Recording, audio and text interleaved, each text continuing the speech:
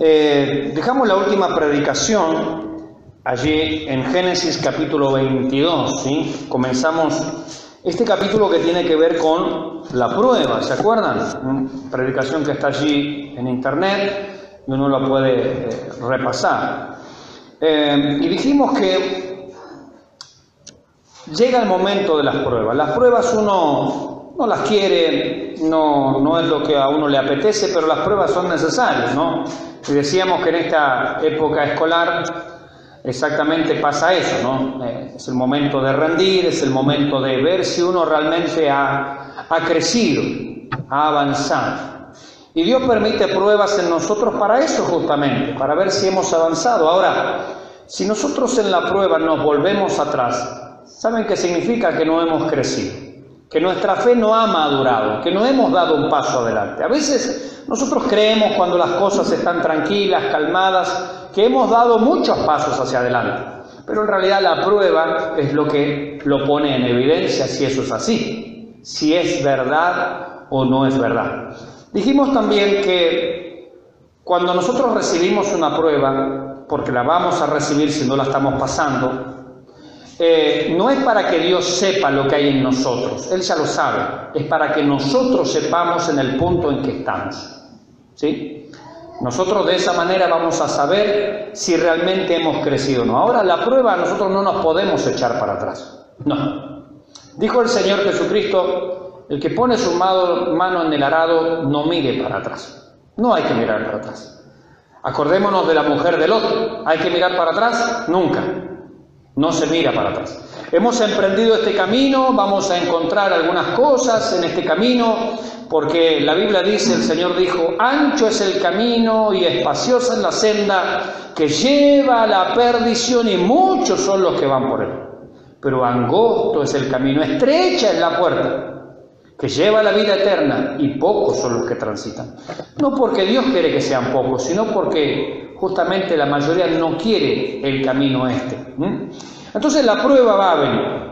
Y cuando llegó el momento de que Dios iba a probar a Abraham para que Abraham supiera realmente en qué momento está la prueba ya acá, digamos, definitiva, esta es una prueba realmente complicada, Abraham respondió, aquí estoy, heme aquí.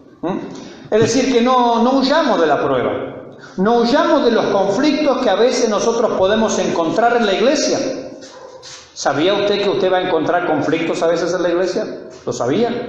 Y si no lo sabía, es hora que lo sepa. Es decir, tiene un pastor que no le está ocultando información. ¿Vieron lo que es la letra chica de algunas propagandas, no? Te ganaste el 0 kilómetros, pero la letra chica abajo decía así, después de depositar $1.000.000. Bueno, no.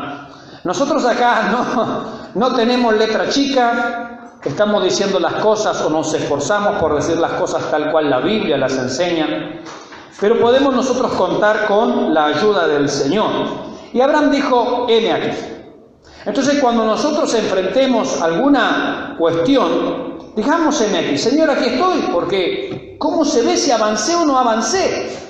¿Cómo se ve si crecí o no crecí? ¿Cómo voy a ayudar después a otros si en realidad no sé si 2 más 2 es 4 o será 3? No estoy seguro. Bueno, me toman la prueba. 2 más 2 es 4. Aprobado. Muy bien. Ahora puedo enseñarle también a otros, ¿no? Cuando uno pasa pruebas en el camino del Señor y las aprueba, puede también ser un ejemplo para los demás. Puede ayudar, puede colaborar. Y hermanos, cada uno de nosotros, anoche me tocó compartir el mensaje allí en la iglesia de Villa Esperanza. Y hablábamos acerca de esto, ¿no? Que va pasando el tiempo de nuestra vida cristiana, pero nosotros tenemos que madurar, tenemos que crecer. La gente que va a entrar a este templo por esas puertas va a requerir no solo de mi ayuda, va a requerir de su ayuda, de la ayuda de mi hermano Brian, la ayuda de mi hermana Talía, de la ayuda de ustedes va a requerir. El camino del Evangelio no es una cosa, bueno, los pastores hacen cargo, no, es que no puede ser así. Puede ser así cuando son poquitos, pero cuando son muchos no se puede. Cuando Moisés tuvo un pueblo muy grande, lo vio su suegro y dice, pero estás loco lo que estás haciendo, tenés que nombrar gente que te ayude, te colabore. Y ahí él nombró 70 ancianos. Y Dios derramó su espíritu y su gracia sobre esos ancianos y le ayudaron a llevar la carga, la tarea. El Señor Jesucristo venía en grandes multitudes. ¿Qué necesitó un día? Necesito gente. 12 apóstoles, él mismo lo nombró. Comenzó con 12 discípulos, ¿cierto?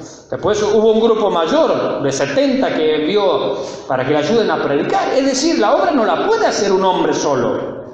Ni Moisés, el mayor personaje del Antiguo Testamento, ni el Señor Jesucristo, el mayor personaje de la historia. No, necesitaron gente que le colaborara, que trabajara, que se involucrara en la obra. Y esos en este tiempo son ustedes. No puede ser el pastor solo, no pueden ser los pastores solos, no es una tarea que entre todos tenemos que llevarla adelante. Pero para eso necesitamos gente que apruebe. Mi hermana que está allí en los servicios no de seguridad, es decir, no le van a dar un arma a aquel que no sabe de qué lado está el caño, ¿no? Si no sabe tirar, no sirve. Tiene que aprobar, tiene que hacer un curso, tiene que hacer unas tareas, tiene que conocer de leyes, tiene que conocer las cosas mínimas. Si no, no sirve para ayudar a la comunidad. En la vida cristiana pasa lo mismo, mis hermanos. Va a entrar personas por esa puerta, insisto, pero hace falta aquí que gente vaya creciendo, vaya madurando, vaya conociendo las Escrituras, vayan siendo personas experimentadas. Y la Biblia nos llama a eso. Todo se empieza de a poco, desde luego. Cuando yo comencé este camino tenía 13 años. ¿Qué sabía yo con 13 años? ¿Cuántos años tiene Valentina? ¿Cuánto? 11. Yo tenía 2 años más que Valentina. ¿Cuánto podía yo ayudar? Bueno, en ese momento nada, estaba para aprender. Bueno, han pasado los años, hoy soy pastor de una iglesia, he estado pastoreando otras iglesias, he predicado en varios lugares de Argentina, he predicado en Chile, he predicado, Dios me ha dado la bendición de predicar hasta en el Perú. Bueno, pero todo se va aprendiendo, se va creciendo, se va madurando. Y Dios trae una prueba sobre Abraham. ¿Para qué? Para que su fe madure. Había tenido varios fracasos, ya los vimos. ¿Qué diferencia hay, no me acuerdo si lo dijimos o no, entre la prueba y la tentación? ¿Lo dijimos? La tentación es conducente hacia el pecado. La prueba es conducente a la obediencia. En la tentación es algo interno, es decir, Santiago dice que cuando uno es tentado de su propia concupiscencia, es decir, mis propios malos deseos, mi propia naturaleza pecaminosa quieren ir a hacerme pecar. Me conducen hacia el mal. La tentación es conducente hacia el mal. Satanás también es tentador. El mundo también es tentador. La naturaleza pecaminosa es tentadora. Pero la prueba no es eso. La prueba es algo que Dios permite que nos lleva hacia el crecimiento. Ahí hay una gran diferencia. Entonces algunos dicen, pastor, no, estoy pasando una gran prueba. No, usted está teniendo una tentación. Es otra cosa, no es lo mismo. La tentación conduce hacia el pecado. La prueba conduce hacia el crecimiento, conduce hacia la fe, conduce hacia la obediencia. Acá Dios está detrás de la prueba. En la tentación está mis malos deseos, o está el mundo, o está Satanás. Son las tres fuentes de la tentación. El mundo, Satanás, o mis propios malos deseos. Pero eso es conducente hacia el pecado. Acá Dios está detrás de la prueba. Y Abraham respondió, heme aquí, y ahí lo dejamos. Versículo 2, y dijo, toma ahora, ¿qué toma? Bueno, toma tu arado, toma un camello, toma el auto que tienes, la moto, no sé, diría mi hermano Guillermo, toma, no sé, bueno, esos 10 pesos que te quedan en la billetera. No. ¿Qué le pide Dios? Tu hijo. 25 años esperando un hijo. Y ahora que el hijo, bueno, tiene unos añitos aquí, Dios le dice, toma ahora tu hijo. ¿De qué se va a tratar la prueba? ¿Ya adivinó? ¿Ya intuyó usted de qué se trata la prueba? Dios dice, entrégame. Está claro, a ver, está claro que Dios no quería ni que Abraham sacrifique ni mate al hijo, no, porque Dios está en desacuerdo y nunca ha aprobado los sacrificios humanos. Pero en aquellos tiempos era una práctica común, para los pueblos de alrededor era una práctica común. La Biblia habla de los sacrificios de niños, a Moloch. Moloch era una imagen, muchas veces se la representaba como un toro, o como un ídolo de pie, de bronce o de hierro, que se lo calentaba al rojo vivo, si era de metal, ¿cierto?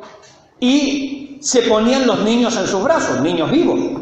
O se los sacrificaba previamente y después se los quemaba. Es decir, hacían sacrificios humanos. Eso era común en la historia, no hace tanto. En ciertos lugares de este mundo hacían sacrificios humanos, estaban también los reducidores de cabeza y todas estas cosas, ¿no? Bien, han pasado cosas bravas en este mundo. Es algo que Dios no aprueba y jamás ha aprobado, pero esto era una prueba nada más. ¿Por qué? Porque lo que Abraham tiene que demostrar hasta qué punto él está dispuesto a obedecer a Dios. Y Dios, cuando va a permitir una prueba en nosotros, muchas veces nos va a pedir lo que nosotros más queremos. Lo pones en mis manos, ¿te animas a poner esto en mis manos? Pones tu vida en mis manos, pones tu hogar en mis manos, pones tu matrimonio en mis manos, pones tu cónyuge en mis manos. Muchas veces los jóvenes que están pensando en casarse dicen, bueno, quiero poner mi futuro en las manos del Señor, pero que sea Cristina o que sea Juan. No podemos condicionar al Señor. Es decir, si yo pongo mi futuro en las manos del Señor, que Él elija por mí. Pero si elige algo que a mí no me gusta,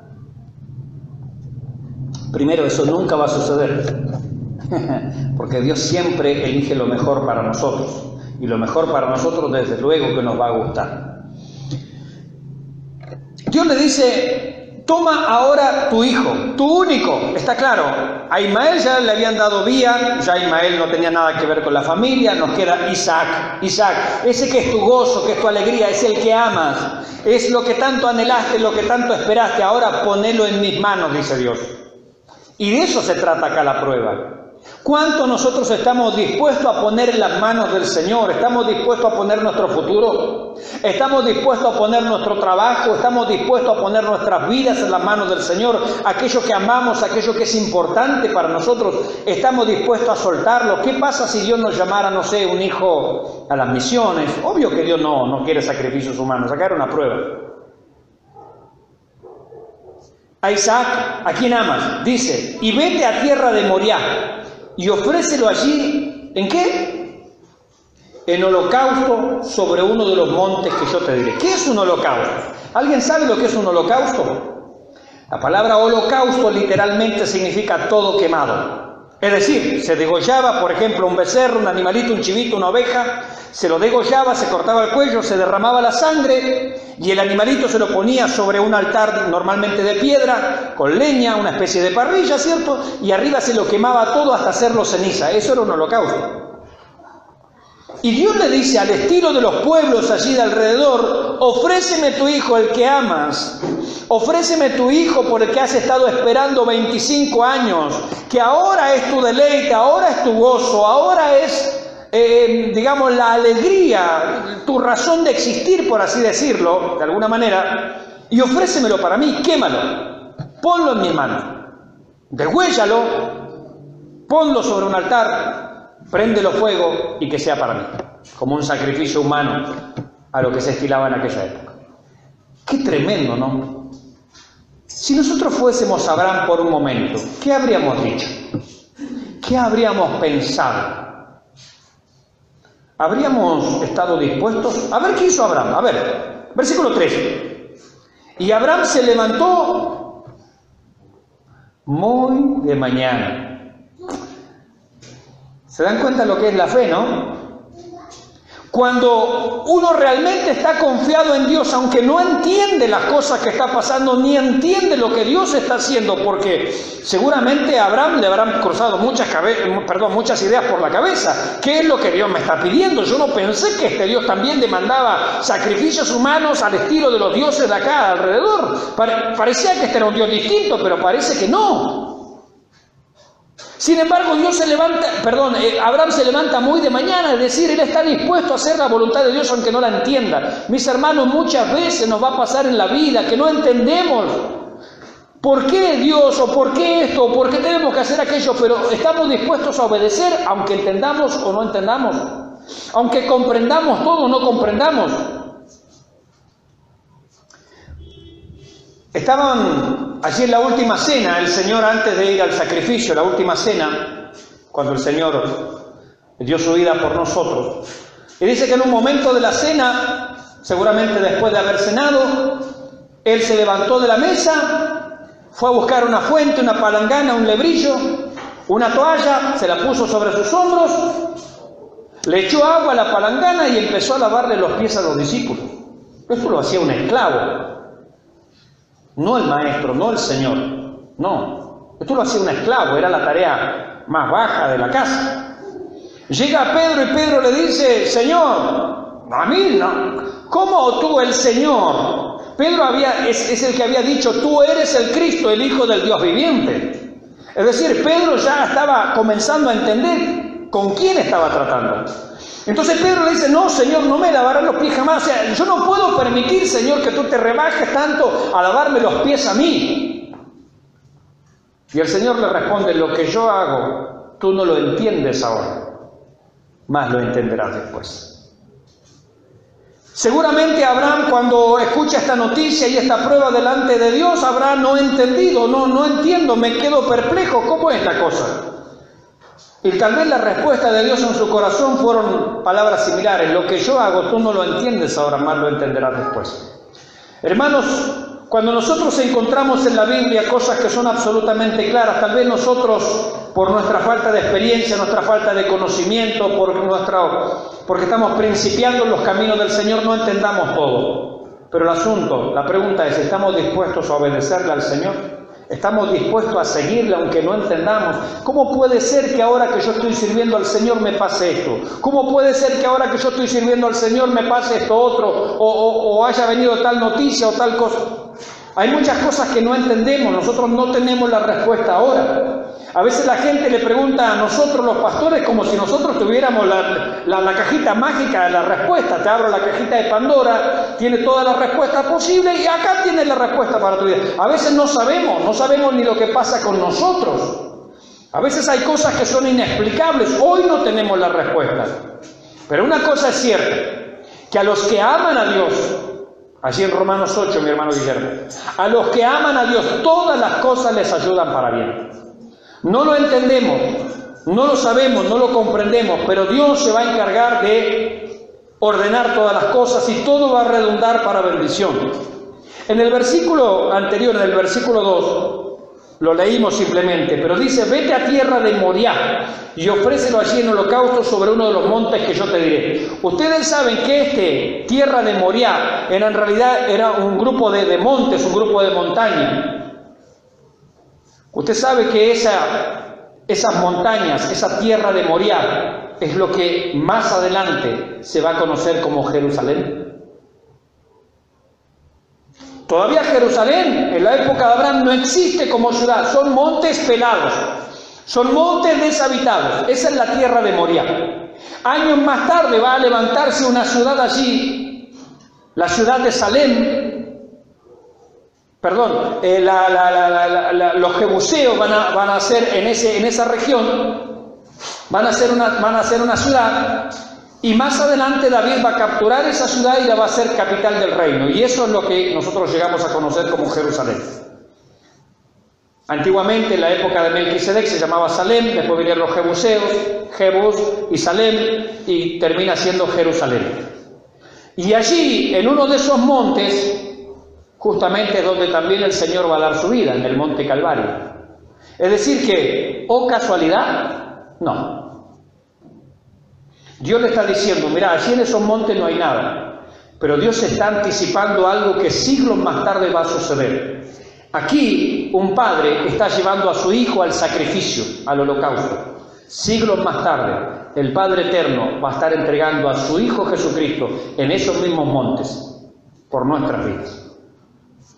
¿Había un significado? Claro que había un significado. Abraham lo sabía, no tenía la más pálida idea de lo que iba a pasar 2000 años después. Él no tenía ni idea de lo que iba a pasar. Lo que yo hago, tú no lo entiendes ahora, lo entenderás después. Hay cosas que Abraham no maneja, no sabe. La línea de tiempo, el orden cronológico de los acontecimientos del Dios de la historia, él no lo maneja, él está viviendo su pequeño momento en la historia, no entiende lo que está pasando. Pero Dios nos está prefigurando que en ese monte, en el monte Moriah, más adelante va a haber una ciudad que es la ciudad de Jerusalén, y en medio de esos montes va a ser sacrificado el Hijo de Dios por los pecados de la humanidad. En ese mismo lugar. Tremendo. Y Abraham se levantó muy de mañana, porque la voluntad de Dios se hace así, mis hermanos. No debemos dudar de la voluntad de Dios. Cuando Dios nos pide algo, cuando Dios nos manda algo, yo les aseguro que es para nuestro bien. Es para nuestro bien. Siempre es lo mejor. Dios siempre quiere y tiene lo mejor para nuestras vidas. Y dice, y enalbardó, es decir, preparó allí, lo ensilló a su asno, a su burrito. Dice, y tomó consigo 2 siervos suyos que le acompañaran. Y a Isaac su hijo, y cortó leña para el holocausto, y se levantó y fue al lugar que Dios le dijo. Él preparó todas las cosas. Se levanta de mañana, vamos a hacer la voluntad de Dios, no lo dejamos para el día después, no lo dejamos, bueno, la semana que viene veré si hago esto que Dios me encargó. No, la voluntad de Dios es para hacerla, mis hermanos, tenemos que hacerla. Dios nos manda a orar, ¿y cuándo vamos a orar? Bueno, la semana que viene vamos a orar. No, ahora tenemos que orar, esta noche tenemos que orar. Orar sin cesar, dice la Escritura. ¿Cuándo vamos a leer la palabra? Bueno, el mes que viene voy a empezar allí a... No, ahora, esta noche, en este momento, constantemente meditando en su palabra, porque ese es el alimento para el alma. El mes que viene capaz que estemos ya escuálidos, estemos raquíticos, estemos anoréxicos de palabra de Dios, y no va a haber fuerza, no va a haber fortaleza, no va a haber ánimo, no vamos a poder enfrentar la vida ni las tentaciones, nada. ¿Por qué no? Porque cuando uno no se alimenta espiritualmente no tiene fuerza después, cualquier cosita te vence. La voluntad de Dios no es para discutirla, es para obedecerla, aunque muchas veces no la entendamos. Y se levantó, y fueron 2 siervos con él. Miren, cuando nuestro Señor llegó al huerto de Getsemaní, ¿sabe que habían allí para fortalecerle? Ángeles, servidores de Dios, mensajeros. Dice que cuando él estaba allí clamando en Getsemaní, antes de ir hacia ese infame juicio que se le hace, donde él oraba, donde como grandes gotas de sangre corrían por sus sienes, dice que vinieron ángeles para fortalecerle. Pero los acompañantes te llegan hasta cierto punto nada más. De allí en adelante hay un tramo que tenés que caminar vos y el Padre. Vinieron los servidores, pero llegaron hasta cierto punto. Mis hermanos, hay mucha gente que se enoja de esto, escúcheme bien. Hay mucha gente que se enoja de esto. Yo cuando más necesité, por ejemplo, el pastor no estuvo al lado mío. Cuando yo más necesité, mi familia no estuvo al lado mío. Cuando yo más necesité, no hubo nadie al lado mío. ¿Sabe por qué? Porque hay cosas que hay que pasarla entre usted y Dios, y no hay nadie más. Usted va a tener ayuda, sí, hasta cierto punto. Su pastor va a poder estar, sí, hasta cierto punto. Sus hermanos van a estar, sí, hasta cierto punto. Acá Abraham y su hijo Isaac tienen ayuda y tienen compañía, sí, hasta cierto punto. Pero hay un momento, hay un punto en que hay que ir solos. Es usted y Dios. Cuando hay una prueba, se trata de usted y Dios. Se trata de yo y Dios. Y Dios muchas veces permite que no haya nadie al lado, para que usted dependa solo de Dios y no de los hombres. Para que yo aprenda a confiar en Él. Muchas veces cuando viene la enfermedad, en la predicación anterior les conté lo que pasamos con nuestro hijo, que en 15 días una enfermedad fulminante determinó que el Señor se lo llevó. ¿Sabe dónde estábamos nosotros? En el Garrahan. Prácticamente nadie a nuestro alrededor, allí estábamos. Y cuando estábamos en la sala de terapia intensiva no había nadie, estaban nuestro hijo, mi esposa, yo y el Señor, nadie más, no hay nadie más. Dios muchas veces permite situaciones en nuestras vidas en donde no va a haber nadie, y no se queje, no reclame, porque Dios así lo está permitiendo, porque esta es la prueba para usted. Mire qué lindo, qué fantástico sería, ¿no? Si mi hermano Agustín tiene que rendir examen y van 10 alumnos ahí alrededor, dice, yo te respondo la 1, yo la 2, yo la 3, qué examen más sencillo, ¿no? Bravo, dice Agustín, qué compañeros más copados. No, la prueba es de él, ¿o no? Cuando uno rinde la prueba, está usted y la prueba, nadie más. Cuando Dios permite que nuestra fe sea aprobada, está usted y el Señor, no hay nadie más. Su pastor no va a poder estar, por más que quiera estar. Dios se va a encargar de mandarlo lejos. Justo el pastor estaba de viaje cuando a usted le pasó determinada cosa. ¿Sabe qué? El pastor no está. Y no es porque no quiera estar, es porque Dios ha permitido que no esté, porque Dios se está tratando con usted. Y no va a estar su señora, y no va a estar su mamá, no va a estar su papá, no va a estar su tío, su hermano más compinche de la iglesia, no va a estar, Dios lo va a permitir, porque es usted y Dios. Hace un tiempo atrás, a una hermana en Cristo y pariente mío también, le pasó, mire, la siguiente situación. Esta hermana tiene un hijo único, ya grande. Este hijo único se enfermó. Bueno, usted dice, bueno, tantos chicos se enferman. Bueno, está bien. Una enfermedad extrañísima. ¿Sabe lo que le dijeron los médicos? Su hijo, querida mamá, necesita un trasplante no me acuerdo si era de médula o de qué, pero la enfermedad era tan rara, fue acá en el Pena, fue tan rara que le dijeron solamente su hermano o su hermana pueden ser los donantes. No sirve lo suyo como mamá ni los del papá. Es hijo único. Y ya a esta altura de la vida, una hermana ya grande, ya no hay más hijos. ¿Qué hacemos? Necesita un hermano. No hay nadie. Y mamá no sirve. Y papá tampoco sirve, no. ¿Y quién sirve? Un hermano o una hermana, pero no hay manera. Ya no hay forma. Es decir, Dios le puso a esta hermana entre la espada y la pared. O Dios te salva o no te salva nadie. O confías en Dios o no hay alternativa. Y en esa situación de angustia, por supuesto, yo estuve allí en el hospital, pero ¿qué puedo hacer yo? Más de dar una palabra de aliento y abrir las escrituras y poder orar. Yo no le podía dar la solución médica que su hijo está necesitando porque el chico se muere. El chico se está por morir. Y le dije a esta hermana, estos son los momentos en que Dios permite que seas vos y Dios, nada más. Los demás podemos mirar, hasta podemos acompañarte hasta cierto punto, pero no podemos dar un paso más allá. Por más que quisiéramos, no hay nada para hacer. Nosotros no podemos hacer nada. Ni los médicos en este momento pueden hacer algo. ¿Quién puede hacer algo? El Señor. Y oramos.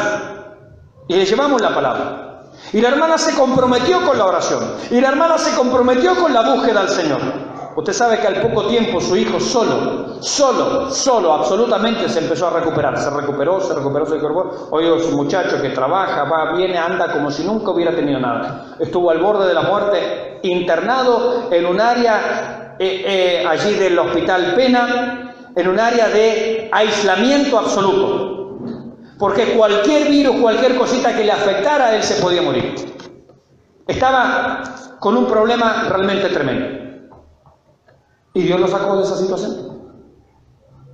Y hoy está, va y viene, para todos lados, trabaja, hace poquito lo vi, iba a trabajar, está robusto, está radiante. ¿Qué pasó? Son las pruebas que Dios permite. Y en las pruebas que Dios permite, cuando Él prueba nuestra fe, cuando Él ve donde nosotros estamos, para que nosotros veamos dónde estamos, es vos y Dios, es usted y Dios. No va a haber nadie ahí.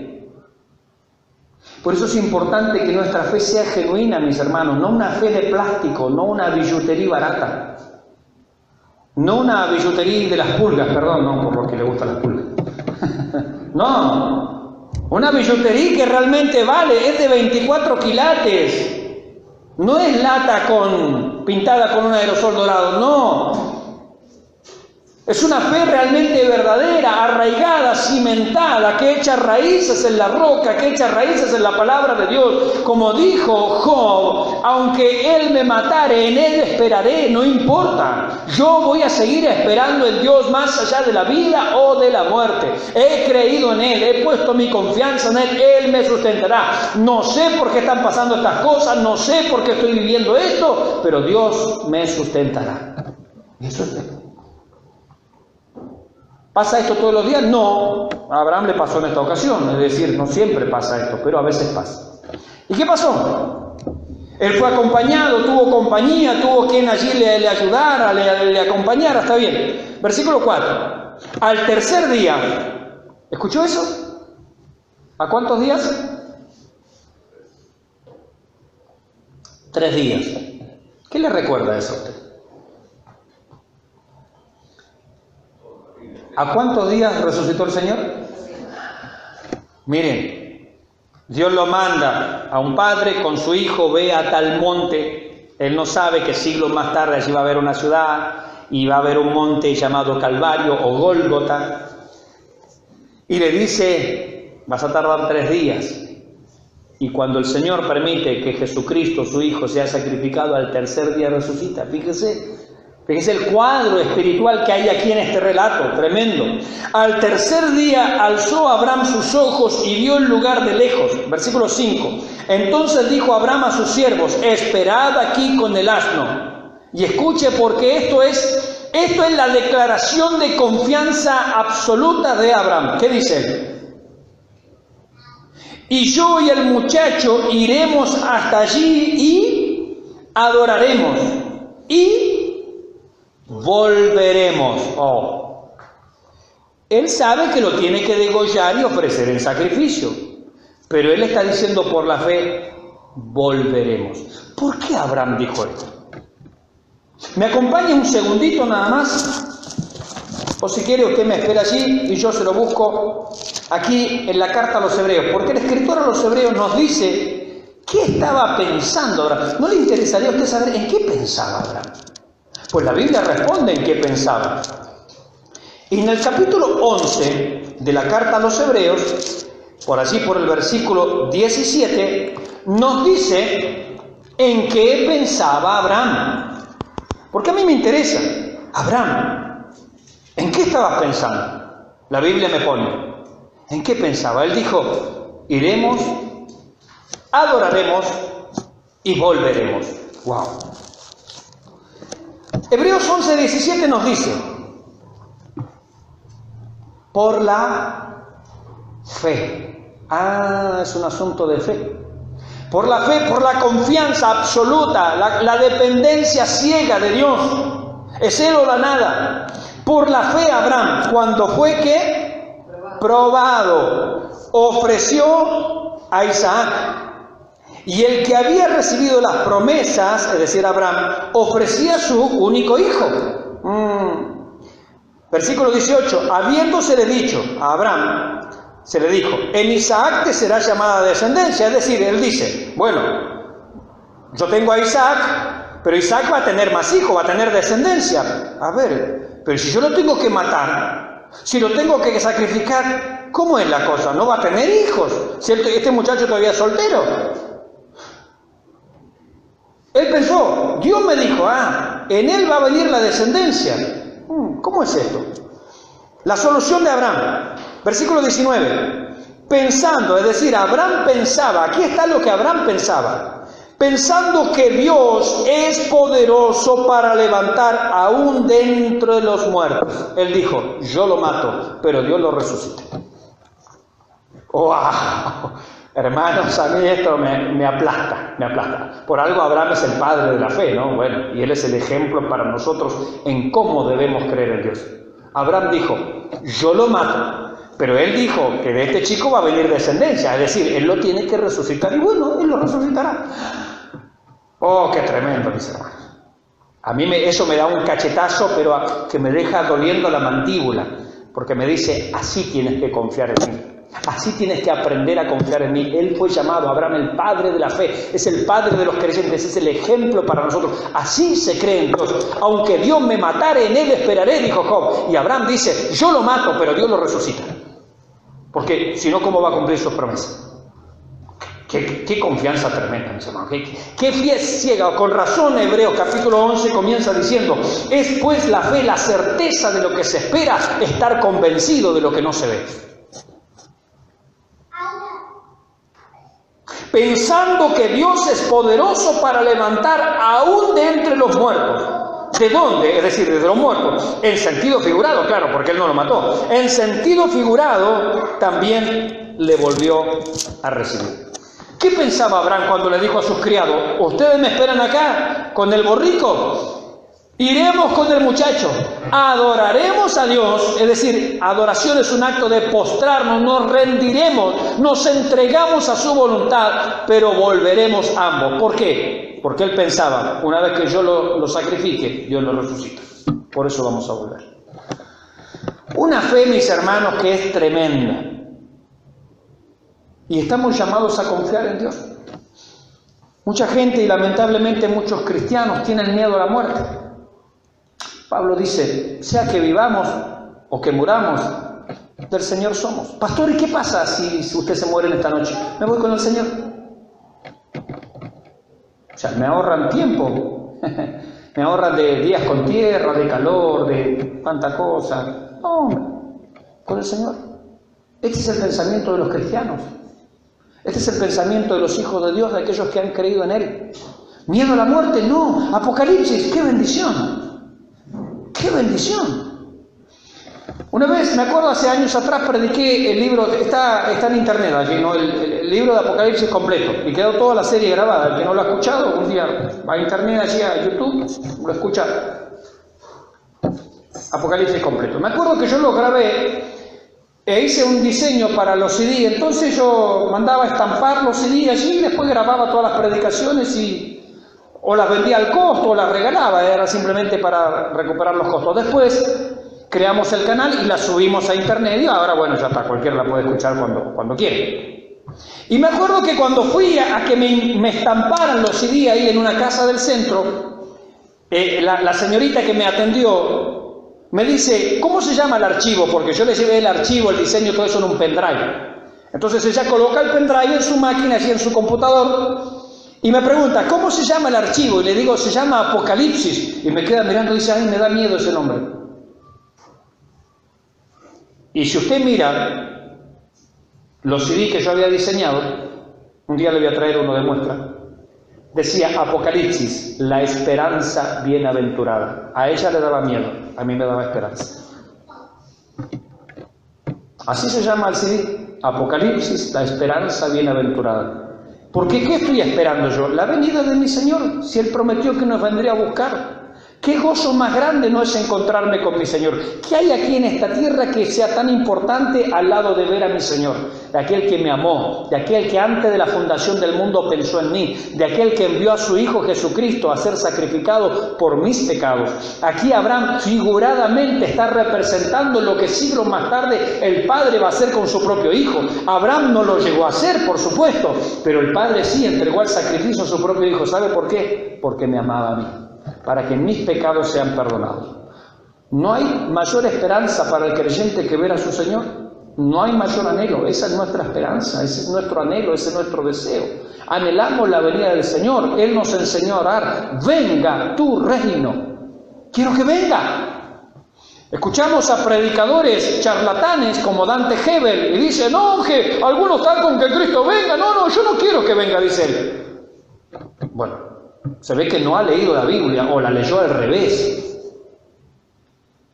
Porque Apocalipsis se cierra, las últimas palabras prácticamente del Apocalipsis dicen, el Espíritu, que es el Espíritu Santo, y la esposa, que es la iglesia, ¿qué dicen? Ven.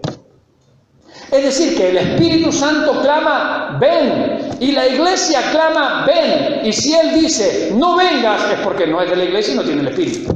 No sé, o algo pasa, o no entendió nada. Porque el anhelo, el deseo de nuestro corazón es más. Pablo dice, escúcheme esto, Pablo dice, yo se lo voy a decir de otra manera. Pablo dice que mi perro, escuche, mi perro anhela que venga el Señor. ¿Sabía usted? ¿Sabía mi hermana Natalia que mi perro anhela que venga el Señor? ¿Sabía usted? No se lo digo en broma. ¿Usted tiene un gato? ¿Un perro? Sí. Perro. Bueno, ¿cuántos? Dos perros. Sus dos perros anhelan que venga el Señor, y no estoy bromeando. Porque Pablo dice en la carta allí a los romanos, Primera de Corintios, bueno, ahora se me extravió el texto, después se lo busco. Dice, la creación, cuando habla de la creación se refiere a todo lo creado, los animales, las aves, toda la creación, gime. Es decir, está con desesperación, tiene un clamor interno, la creación gime y está con dolores de parto, esperando, dice, el día de la redención, el día en que venga el Señor Jesucristo y se termine esta maldición que cayó sobre la tierra a causa del pecado. Eso va a suceder cuando se produzca la venida del Señor. La creación gime y anhela ser libertada a la gloriosa libertad de los hijos de Dios. Mi perro anhela la venida del Señor. El león se hizo carnívoro por causa del pecado del hombre. La tierra fue maldita, cardos y espinos te producirá. Maldita será la tierra por tu causa. ¿O no dice eso la Escritura? Cayó maldición sobre toda la creación por causa del hombre, por causa del pecado, mis hermanos. Cuando vuelva el Señor e instaure su reino sobre esta tierra, dice que la maldición será quitada y el león volverá a comer paja como el buey. El lobo apacentará junto al cabrito. La serpiente ya no morderá ni harán daño, porque toda la tierra será llena del conocimiento de la gloria del Señor, como las aguas cubren la mar. Si la creación, si mi perro internamente anhela que venga el Señor, ¿no lo anhelaremos nosotros? ¿Cómo hay cristianos que, no, mejor que no venga todavía? ¿Qué tienen algo que hacer acá más importante? ¿Qué, se olvidaron de las compras navideñas? ¿Qué pasó? No, es que Talía dice, es que no pude estrenar mis zapatos nuevos. La mujer de Lot dice, no, pero es que acabo de comprar un 48 pulgadas nuevo y no lo pude estrenar. Le puse Netflix y todavía no lo prendí. No hay nada en este mundo, mis hermanos. No hay nada. Nada comparado a nuestro Señor. No hay nada que valga la pena. Por eso el Señor dice, acordaos de la mujer de Lot. Hay un texto que dice así, acordaos, lo dijo el Señor, acordaos de la mujer de Lot. Acordaos. No hay nada ahí atrás. Es todo basura, es todo porquería. Está reservado, dice Pedro, para que esto sea quemado. No hay nada. Absolutamente nada. Abraham pensaba en estas cosas. Entonces dijo Abraham a sus siervos, esperad aquí con el asno, y yo y el muchacho iremos hasta allí y adoraremos, es decir, nos postraremos, nos rendiremos. No sé por qué algunos hoy han inventado que adorar es cantar canciones lentas, no tiene nada que ver. Dicen de alabanza, son coros rápidos, y de adoración son coros lentos, no tiene nada que ver. Pero nada que ver. Adoración es postrarse, es poner la cabeza entre las rodillas en el suelo y reconocer el señorío de Jesucristo, reconocer que Él es Dios, que Él manda, yo soy su siervo. Manda, Señor, que tu siervo oye. Y tomó Abraham la leña del holocausto, acuérdense que holocausto significa todo quemado, lo iba a hacer ceniza, y la puso sobre Isaac su hijo, y él tomó en su mano el fuego y el cuchillo, y fueron ambos juntos. Fíjese, ahora está el joven y el padre. Después del Getsemaní es el Padre y Jesucristo, nadie más, ahí no hay nadie. Los discípulos huyeron, ya no hay más ángeles, no hay más nada, Está solo. Muchas veces Dios permite, como decíamos hoy, que pasemos algunas cosas solos, para que aprendamos a confiar y a depender de Él. Entonces, versículo 7, habló Isaac a Abraham su padre y dijo, Padre mío. Y él respondió, heme aquí, mi hijo, es decir, aquí estoy. ¿O qué quieres? Y él dijo, a ver, el muchacho tampoco es que no se daba cuenta. Dijo, a ver, está el fuego, está la leña, pero ¿y dónde está el cordero para el holocausto? Me trajiste hasta acá, el muchacho no sabe nada hasta ahora. Me trajiste hasta acá porque vamos a ir a adorar a Dios. Hay leña, hay fuego, hay cuchillo. ¿Y el cordero? Y mire la respuesta de Abraham. Versículo 8. Y Abraham respondió, Dios se proveerá de cordero para el holocausto, hijo mío, e iban juntos. Él va a proveer el cordero. Terminamos aquí. ¿Se acuerdan cuando Juan el Bautista estaba bautizando allí junto a las riberas, allí o en el río Jordán mismo? Apareció Jesús allí justamente por la ribera, por los alrededores, y le dijo a sus discípulos, ese es el Cordero de Dios, que quita el pecado del mundo. Ya lo había dicho Abraham 2000 años antes, Dios proveerá de cordero. Y está Juan el Bautista 2000 años después, en esos alrededores, allí cerca, y dice, ahí está el cordero. Ese es el cordero que quita el pecado del mundo. En lo de Abraham fue una figura, fue algo que sucedió como ejemplo para probar su fe, pero había un simbolismo mucho más profundo para nosotros. de lo que Dios iba a hacer por nuestras vidas, ¿no? Bendito sea el nombre del Señor. Hasta aquí dejamos